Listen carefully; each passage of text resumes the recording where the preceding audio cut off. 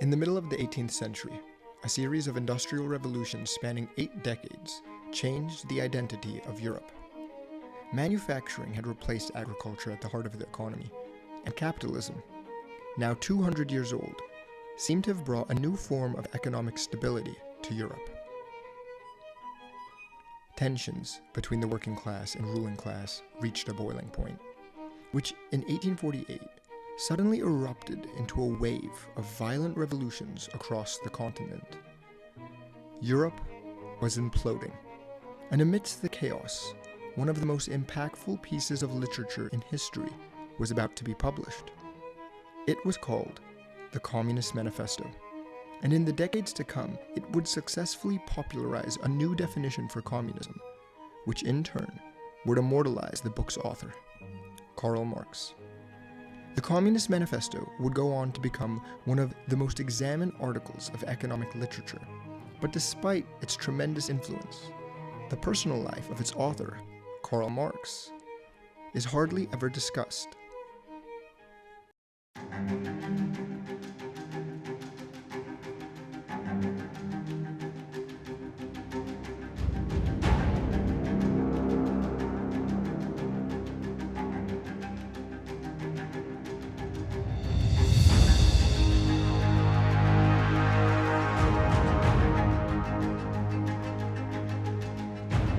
You see, once you learn of the truths surrounding this iconic thinker, you can't help but realize that the man who so proudly proclaimed class solidarity was a leech.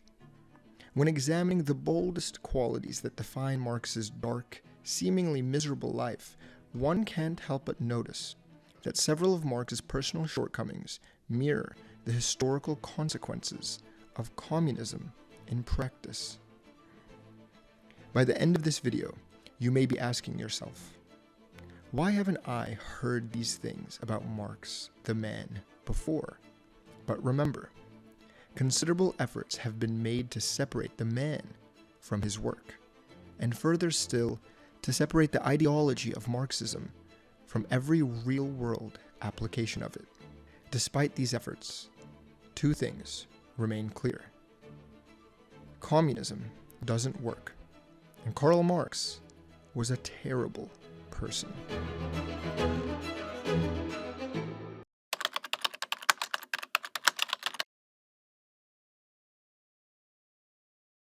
What's that you're reading? Karl Marx? Surely you're not a communist. For his entire life, Karl Marx was dependent on others to finance his lifestyle. A true mirror to communism, he never produced more than he consumed.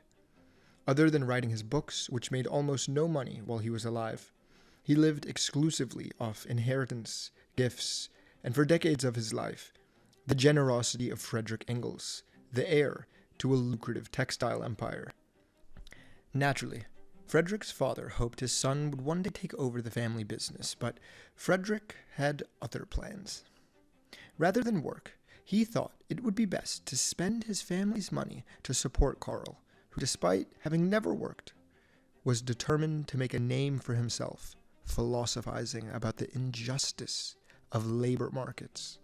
Karl Marx was born in 1818 in modern-day Germany. He was the third eldest of 9 children, 4 of whom died during infancy.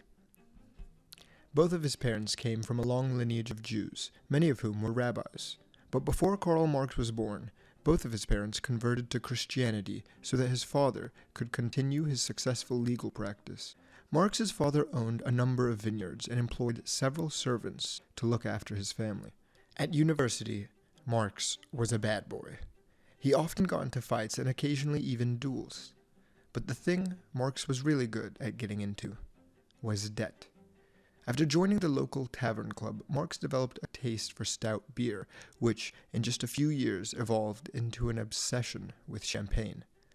Amidst all of his drinking, Marx was constantly being sued by those looking to collect on his unpaid debts.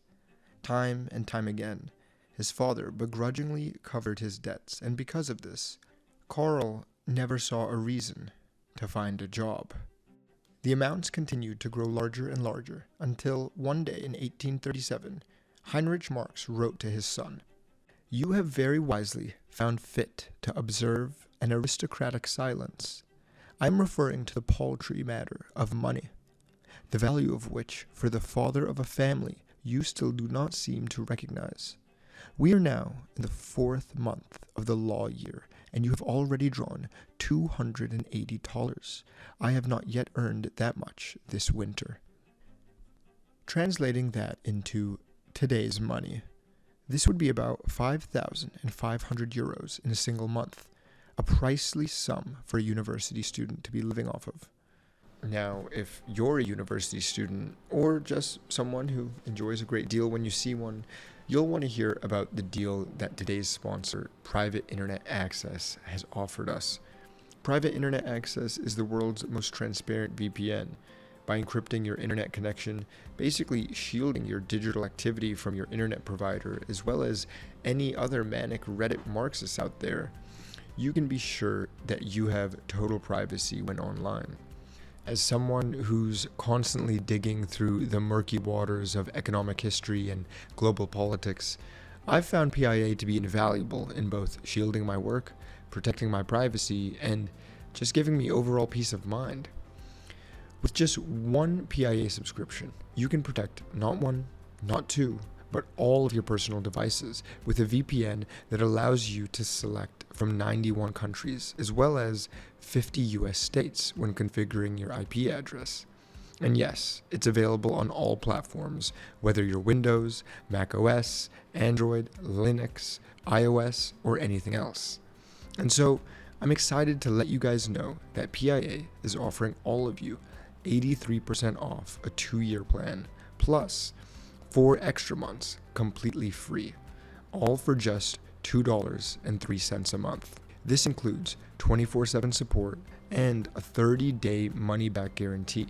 Without PIA, your online activity is exposed, but with PIA, your digital dealings are as secure as Marx's monthly allowance. So, if you want to take advantage of an insane deal that costs less than a cup of coffee, click the link in the description of the video. Now, back to the video. After his father's death in 1838, Marx tries to get his entire inheritance as soon as possible, though perhaps for his own good, his mother, Henrietta, and his uncle, Leon Phillips, prevent him from accessing the funds. His anger at being denied access to money created a rift between him and his mother that would never heal. The inheritance was meant to support Marx's younger siblings, and his mother didn't want to keep supporting his massive and frequent debts. But having been spoiled his entire life, Marx couldn't see that. And in communications with a friend he owed money to, he wrote, "Although they are quite rich, my family has placed difficulties in my way which have temporarily placed me in an embarrassing situation." While at university, Marx joined a debate union, and through it, became obsessed with the topics of religion and philosophy. His sharp mind impressed those around him, and he was encouraged in 1841 to get his doctorate. Despite having highly regarded universities available to him in Berlin, Marx submitted his doctoral dissertation at the University of Vienna, a certificate mill known at the time for its lax academic standards.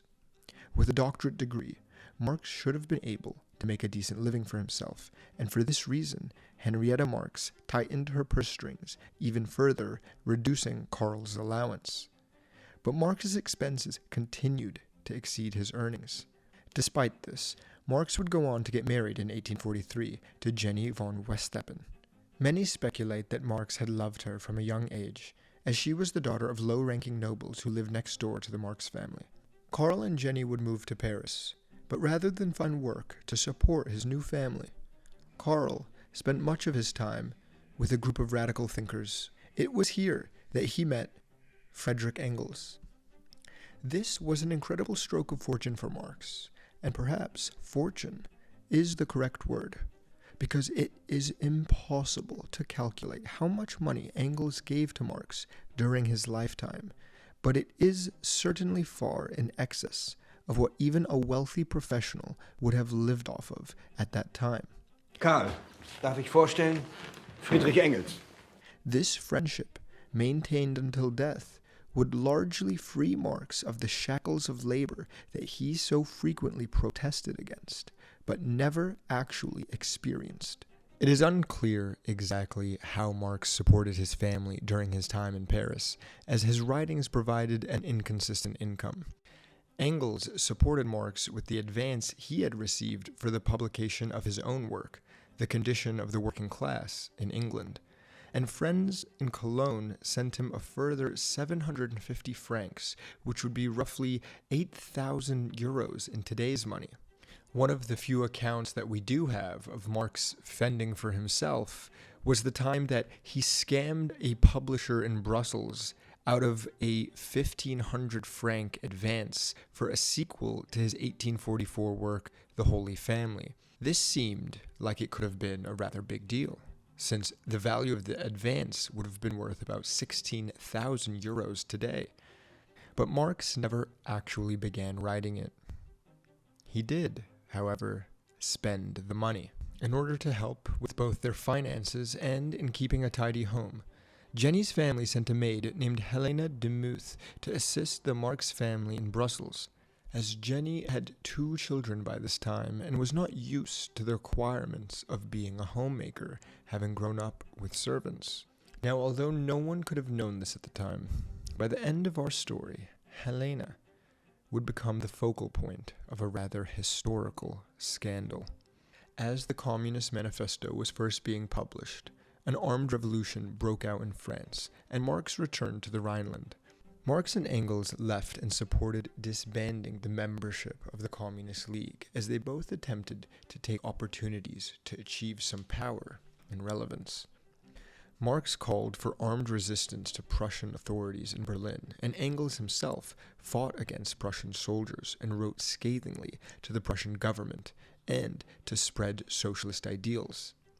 Throughout this time, he supported Marx and his family, and to some extent, the newspaper they both wrote for. In 1848, much of Karl Marx's inheritance had been released to him by his mother and uncle.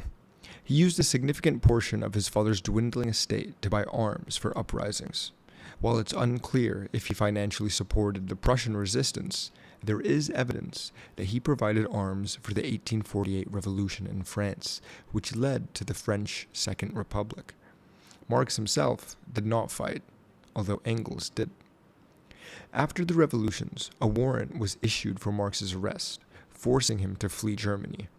He first went to Switzerland and eventually moved to London in 1849. London would be his home for the rest of his life. While the income from books, various inheritances, gifts from friends, and allowances from Engels should have afforded the family an upper-middle-class life, Marx's spending habits continued to outpace the various benefactors supporting his family. His wife Jenny tried to help by selling embroidery and doing translations, but the family, which had now grown to include 3 children, had struggled to afford even basic necessities, like access to a doctor. When their 3rd daughter, Franziska, was born in 1851, she died at only 10 months old. Marx's wife rushed around trying to borrow money for a coffin, as the family was not only poor, but had been evicted several times and was now struggling to secure a stable home. Marx was able to get a loan from one of his revolutionary friends, likely to have been Wilhelm Wolff, only to spend the money intended for his child's coffin on liquor and cigars. By a stroke of luck, eventually the Marx found a landlord who took pity on them and let them rent a 3-room flat in Soho. But when it came to finding gainful employment, Marx was hopeless. He found occasional spatterings of paid work, including writing a regular column for the New York Daily Tribune. They wanted Marx to write about revolutions happening across Europe, a task that you would think he would relish doing, as it was exactly what he wanted to write about. Yet, it is clear from their letters to one another that the columns attributed to Marx were often written by Engels. Perhaps Engels intended to help Marx improve his standing as a writer to start making an income of his own. Marx's column was cancelled to make room for more reporting during the American Civil War. Even worse, the Civil War was now causing Engels' family to lose money through its disruption to the cotton trade. Marx's two chief sources of income were now cut off, and he was subjecting his family to further debt in order to host what he believed were very necessary parties. He once reported to Engels in a letter that Jenny had pawned everything that was not nailed to the floor to pay for gatherings to host the social elites of London. Within a year, his debts were so bad and his ability to repay them so limited that he actually had to go out in search of a job or risk homelessness for his entire family.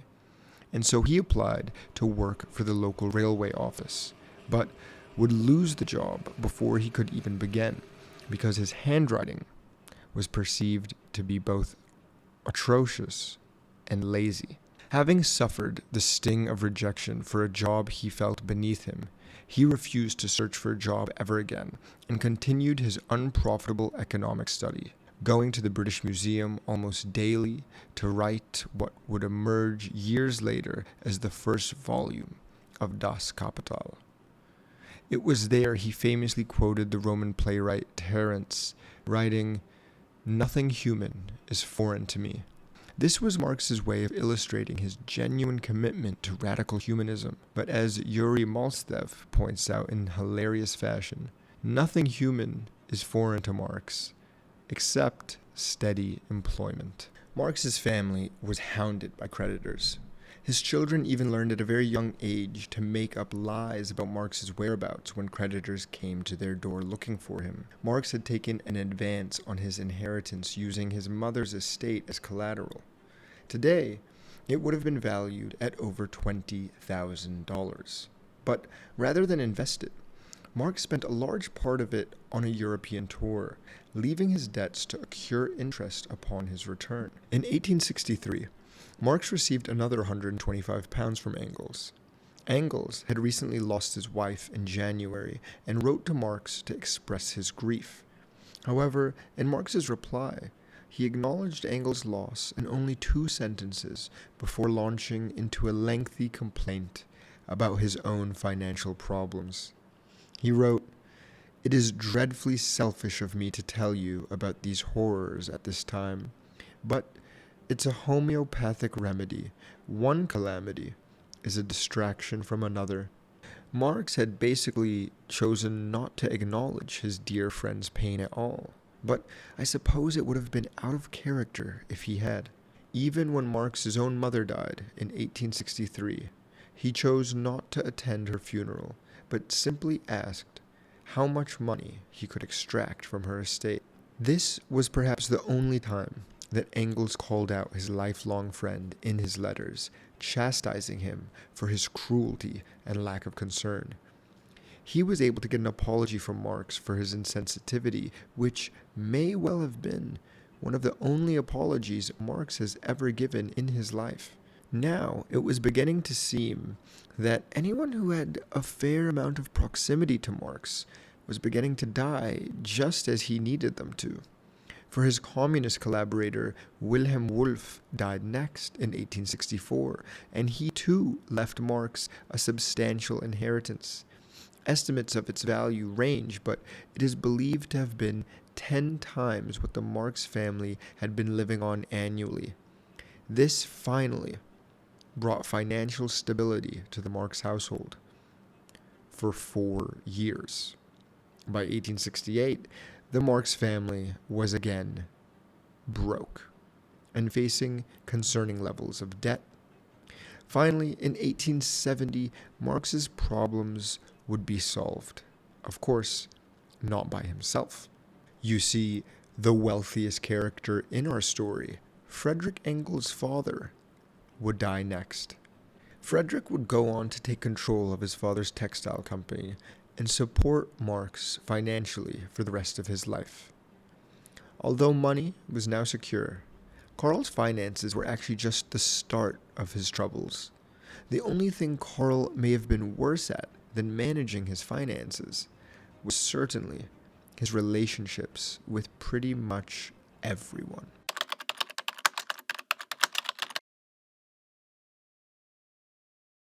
second mirror to communism in practice is the deeply antisocial and prejudiced philosophy that Marx himself lived by. He was extraordinarily antisocial by all accounts, treating his peers harshly at every opportunity and harboring deep prejudice that at times were in sharp contrast to the humanism he espoused in his writings. It was in 1844 that he wrote one of his most quoted essays, On the Jewish Question, which was controversial even in its time, but increasingly not for the reason that you might expect. In one section, Marx writes about his qualification. Let us not look for the secret of the Jew in his religion, but let us look for the secret of his religion in the Jew. What is the secular basis of Judaism? Practical need, self-interest. What is the worldly religion of the Jew? Huckstering. What is the worldly God? Money. It should be noted that this quote is often taken out of context in relation to the entire work.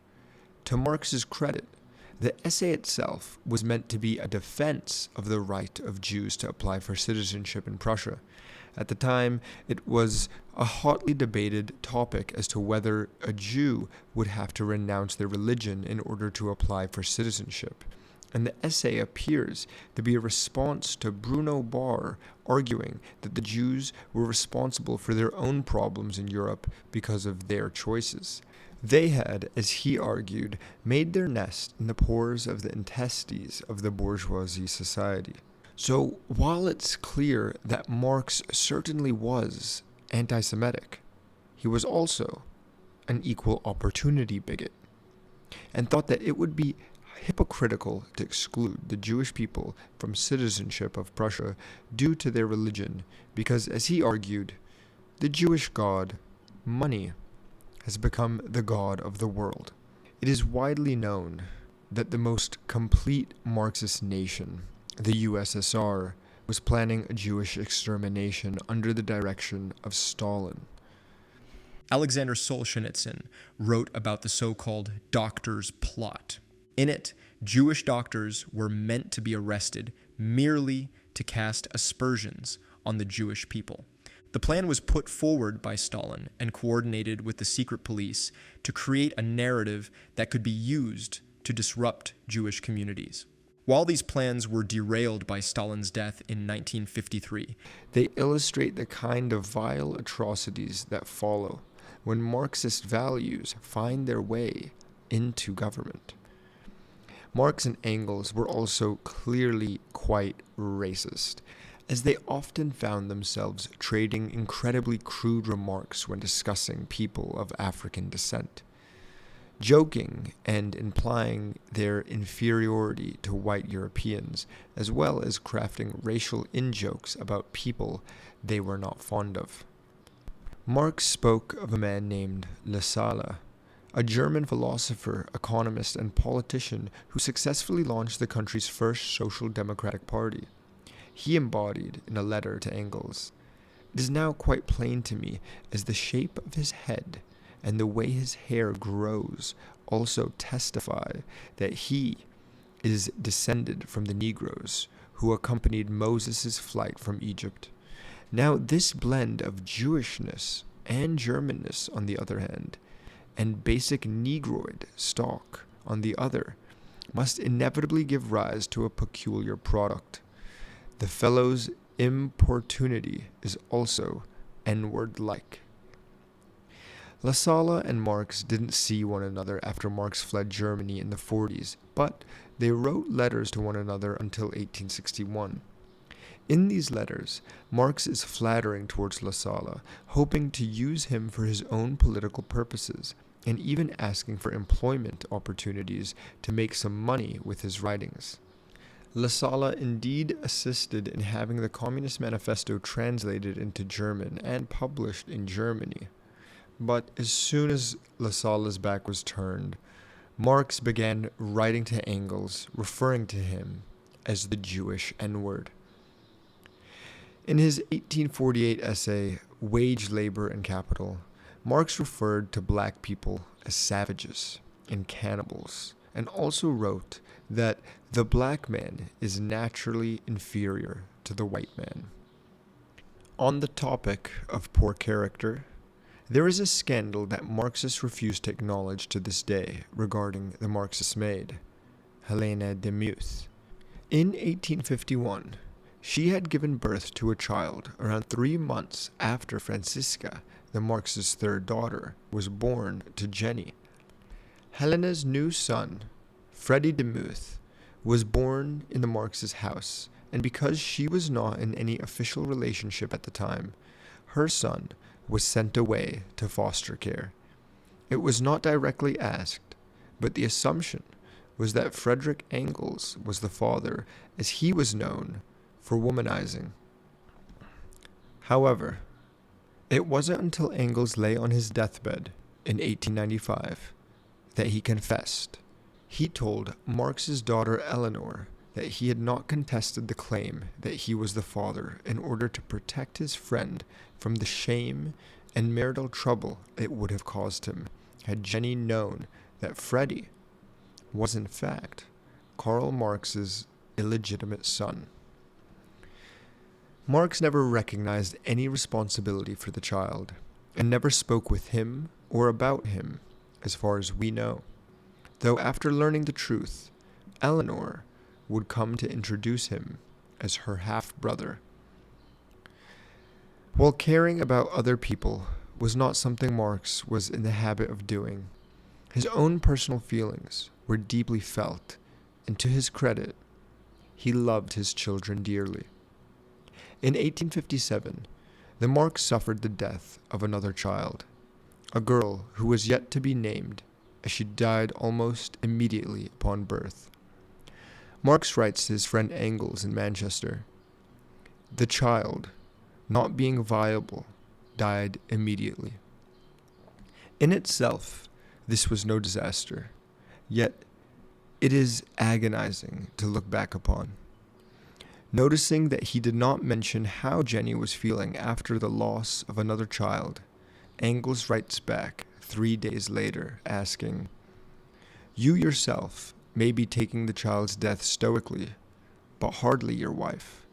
How she is, you don't say."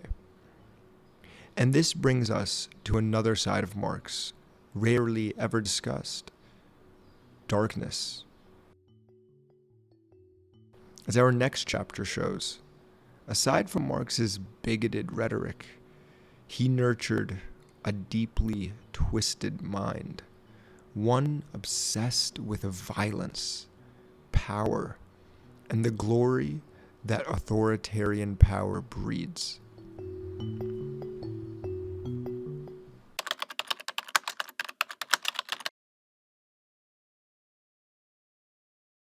It is unclear whether Marx was a sociopath. The inner workings of his mind are, at the very least, narcissistic, at most, psychopathic, but perhaps most fittingly described as Machiavellian. One might argue these same traits can be observed in all of the most iconic communist leaders of history: Mao Zedong, Pol Pot, Joseph Stalin, King Sung. But the example of ruthless leadership that perhaps most accurately depicts Marx's way would be Vladimir Lenin. Stalin is probably the most famous of communist leaders, and his brutality was so deep that the estimates of the murders committed by his regime vary by tens of millions. When the count of your genocide is off by millions, I think you've made your point. But despite this, Vyacheslav Molotov, a premier of the Soviet regime and an original Bolshevik, remarked that, compared to Lenin, Stalin was a mere lamb.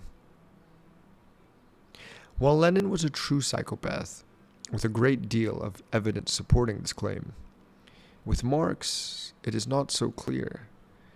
Even before Marx had dedicated himself to a life of criticizing capitalism and the bourgeoisie, Marx clearly had a dark inner rage bubbling inside of him that was seeking a target. Despite their previously mentioned arguments about money, Marx's father, Henrik, dearly loved his son, but as his debt grew and grew during his studies in Berlin, a far more concerning charismatic emerged. This was the expression of what Heinrich begins to believe is a demon possessing his son. At the same time, a university professor at Berlin is quoted as saying that Marx is a demonic personality. And from many reports and their letters to one another, Heinrich begins to distance himself from Karl. Writing in another letter in 1837, he says, "At times, my heart delights in thinking of you and your future, and yet at times I cannot rid myself of the idea. Is your heart in accord with your head, your talents? And since that heart is obviously animated and governed by a demon not granted to all men, is that demon heavenly or Faustian?" At the time, Marx starts having apocalyptic visions, which he writes about in increasingly violent and narcissistic poetry. In one poem, he writes, "I will wander godlike and victorious through the ruins of the world, and giving my words an active force, I will feel equal to the Creator." When Heinrich Marx falls ill with tuberculosis, his mother and sister write letters to Karl calling for him to return home. But he never visits. After his father dies in 1838, Karl's mother and uncle continue withholding his inheritance in the decades to come, and it enrages Marx. He needs control. He cannot abide by anyone having power over him. He couldn't even tolerate those who disagreed with him, and would often verbally scold anyone who thought wise to debate his ideas. This especially applied to Marx's few personal acquaintances. It seemed that the only person in his life that Marx considered important enough to even listen to was Engels. We can all only imagine what may have come of Mother Russia if Marx ever did find himself in a seat of power. The most authority he ever commanded was enjoyed during his brief 5-month stint as an editor at a national paper.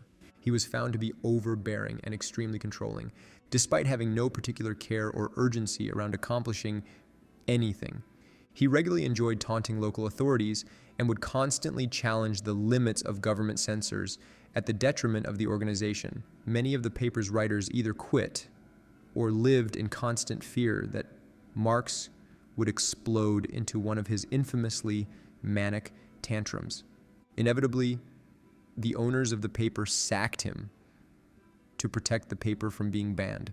Marx poured himself into the study of economics and writing while taking enthusiastic part in an intellectual group called the League of the Just.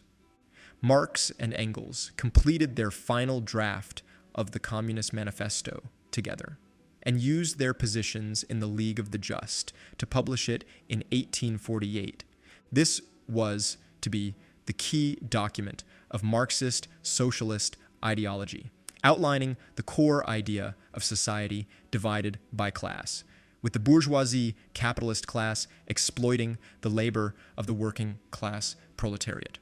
They put forth the argument that the laborers' class should rise up and overthrow the capitalists in every society and replace it with a socialist government to redistribute ill-begotten gains of capitalism.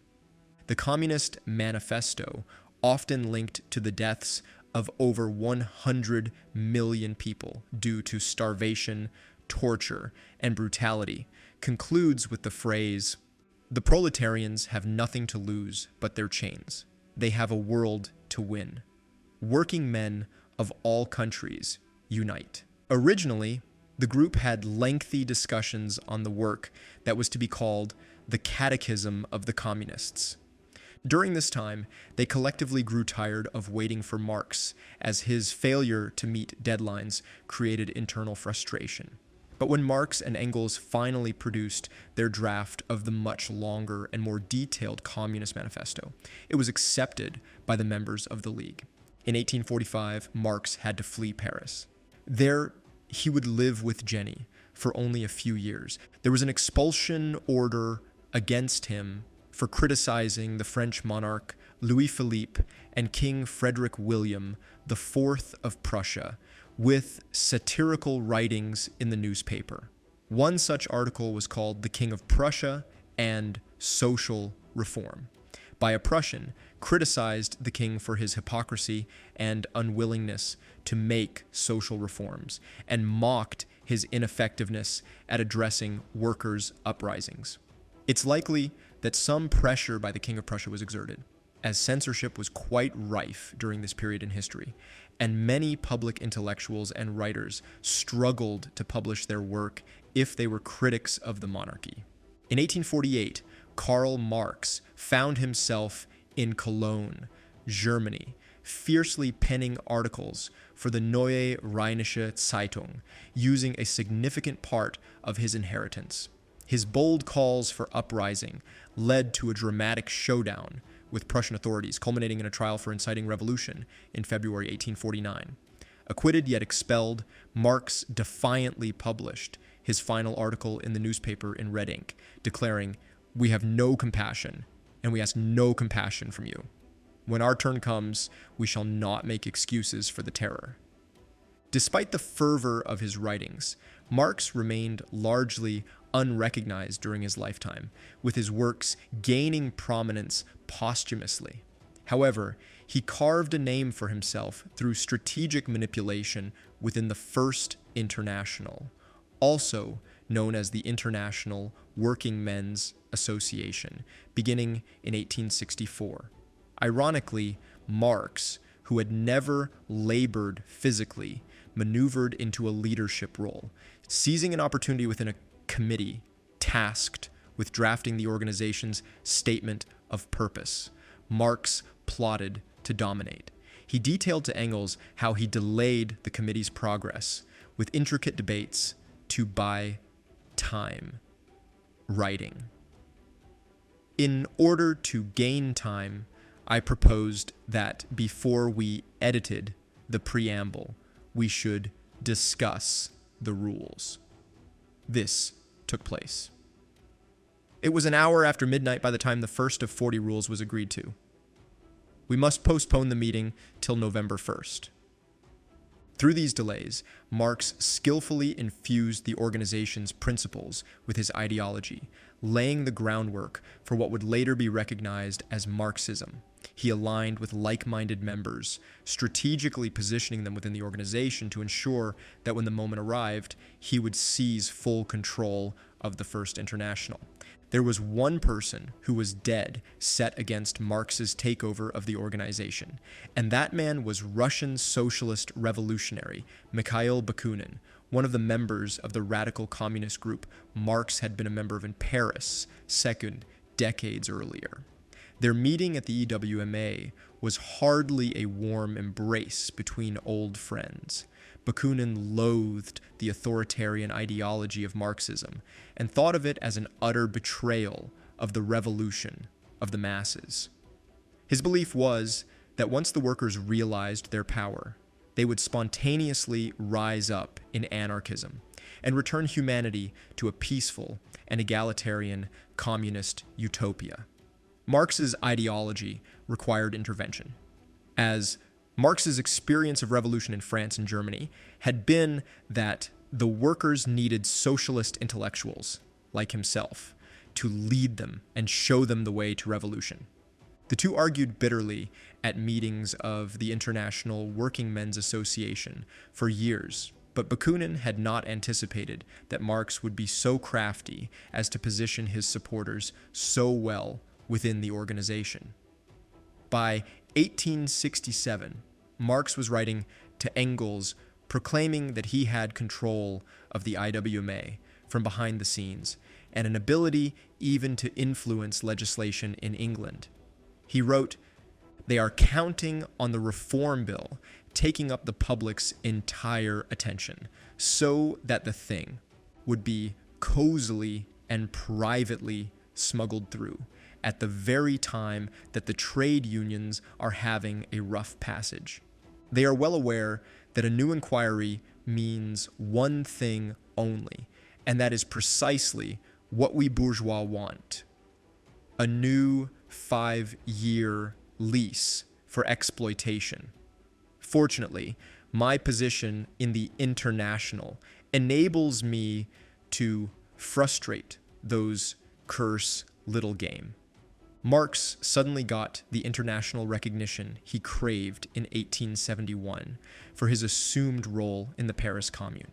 This was a revolutionary group that killed local authorities and took control of Paris after the establishment of the Third Republic. Their occupation of the city and pretense at forming some kind of government saw an army dispatched and as many as 15,000 would-be socialists killed. When the authorities searched for what ideas might have led such a group to stage an uprising, they found that many of them quoted the ideas of Karl Marx.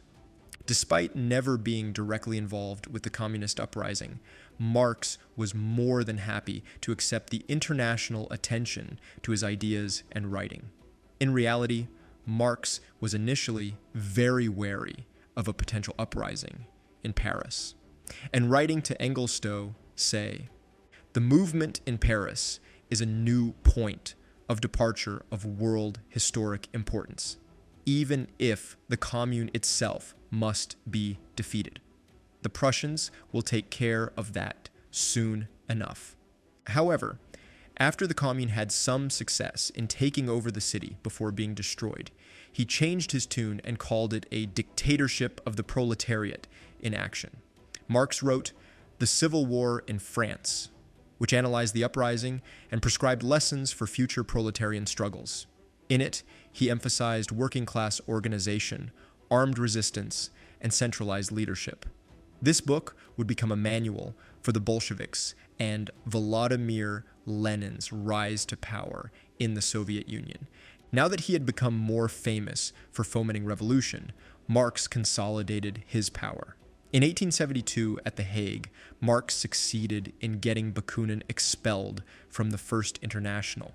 To prevent further challenges to his authority and keep control out of others' hands, he had the organization move its headquarters to New York, which he knew would create operational issues that would probably destroy the organization.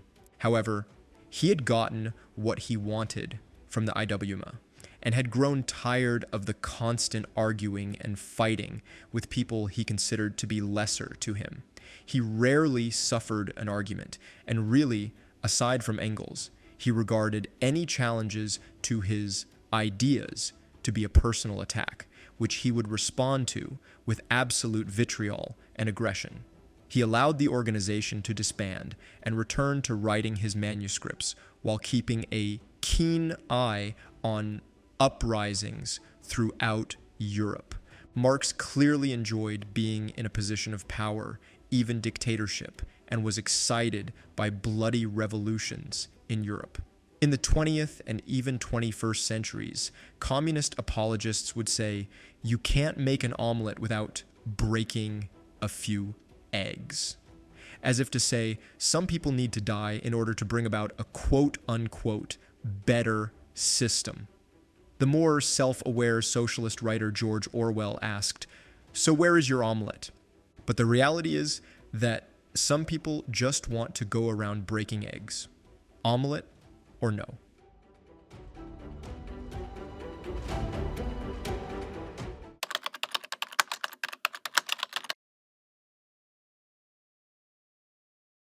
Marx's wife, Jenny, was Marx's childhood sweetheart, as well as the daughter of a baron in the town where Marx grew up. Jenny's father, the Baron Ludwig von Westphalen, had done the unthinkable. He had developed quite a liking to Marx. The two of them would regularly go on long walks together to discuss literature and philosophy. Karl would discuss Homer, Ludwig would recite Shakespeare, and the two men fostered a healthy intellectual relationship, which Marx described to be much more than a traditional son-in-law. However, the rest of the family was not impressed by Marx at all. They saw a heavy drinker of a man who was unjustifiably unemployed. Most of Jenny's family did not attend the wedding. Karl didn't mind. None of his family had even been invited. After moving to Paris, Marx met a German named Arnold Ruge, with whom he started writing and intending to publish a bilingual journal in German and French. Unfortunately, Marx's need for control got the better of him, and Ruge had little sympathy for the socialist message that Marx insisted on including in the journal. The duo published only one issue, finally abandoning the project after sinking much of the money Marx had been given by friends with which to start his new life and family in Paris. With nothing, Marx had to once again rely on friends and his wife's family, who put some more money together to keep him afloat. It is at this time when he started to read about economics and eventually communism. Marx was not as widely read as Engels, who, despite being 2 years younger than Marx, who was 26, could already confidently speak and read in a dozen languages. The socialist intellectuals group in Paris discussed class struggles at great length, often into the night, which Marx frequently accompanied with drink, despite not having the finances to pay for even daily necessities like food. Communism was already a relatively popular topic in intellectual circles, but Marx approached it with unprecedented enthusiasm, especially through discussions with Engels. In 1842, Engels went to Manchester, England, and wrote about the working class conditions there. Ironically, Engels made a living as a capitalist, working in his father's textile factories, receiving allowances from his father, and earning from his writing. During this time, he complained about having to work, writing to Marx that he hated being expected to be at the factory by 10 in the morning. When he returned to Paris in 1844, his talks with Marx found them to be in complete agreement about the nature of class struggle and the evils of capitalism. By this time, the intellectual group in Paris had already broken down and lost its cohesion. Heinrich Heine even stated about the group after leaving that it was a group of godless, self-appointed gods. Marx and Engels met frequently, often over drinks and cigars, and they wrote so many things together during this time that their styles became intertwined, with historical scholars often being unsure of whether parts of their collaborative works were written by Marx or by Engels. Marx became more and more severe in his writings, while his earlier works in the 1840s had something of a light-hearted nature to them. By the time he came to the writings that eventually became Das Kapital, his humor had left him, and not much was left other than bitterness and resentment. Marx was frequently ill, and his continuing inability to properly manage money had severe effects on his family, who lived in squalor. In 1850, Marx's second-born son, Heinrich Guido, who they nicknamed Foxchen, died. The child had been sickly since birth, and the family did not have enough money for any kind of medicine to help develop the boy's strength. Marx wrote to Engels, who was in Manchester, to express his grief. Just a line or two to let you know that our little gunpowder plotter, Foxchen, died at 10 o'clock this morning, suddenly, from one of the convulsions he had often had. A few minutes before, he was still laughing and joking. The thing happened quite unexpectedly. You can imagine what it is like here. Your absence at this particular moment makes us feel very lonely. And on top of this, the thought that the poor child was a victim of bourgeois misère. The leveling of the child's death to bourgeois misère is hypocritical indeed. as even Marx himself admitted in a later letter to Engels that the child might have lived if he had received the care of a proper doctor, though not admitting that the family could easily have afforded one if Marx had been more sensible with their finances. Marx indulged in luxuries like fine cigars. He was known to enjoy lively discussions with fellow revolutionaries over a glass of expensive whiskey, even when money was tight. In addition to these luxuries, the Marx regularly hosted extravagant parties, even when the cost of those parties meant that they would have to sell their furniture to pay for the festivities, including Jenny's cherished piano. As John Steinbeck wrote, the socialist, while theoretically pining for a classless society, cling like glue to their miserable fragments of social prestige. Marx couldn't give up the prestige of throwing lavish parties to entertain intellectuals of the time, even if it ultimately cost him the furniture they sat on, the house they kept, or even the lives of his children. Marx died in 1883, in the same year as his eldest daughter, Jenny. His wife had died in 81, and he was heartbroken and traveled to health spas frequently during these last 2 years, though they did him little good. He died in London of a lung abscess. While Engels may have been the unsung creator of the utopian Marxist ideology, I doubt he would fight for that title.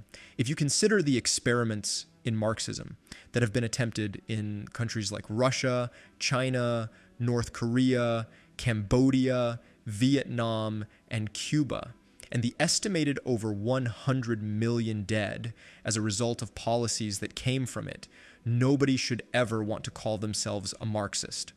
The results of Marxism should be unsurprising. No. Now that you know the story of Marx the man. In China, during the Great Leap Forward, Jiang Qing became perhaps one of the most influential women in the world at the time, as the wife of Chairman Mao of Communist China. You should be able to click to our video about Madame Mao on screen now if you want to know about how she controlled Communist China from the shadows and struck fear into the hearts of even the most well-connected men at the time.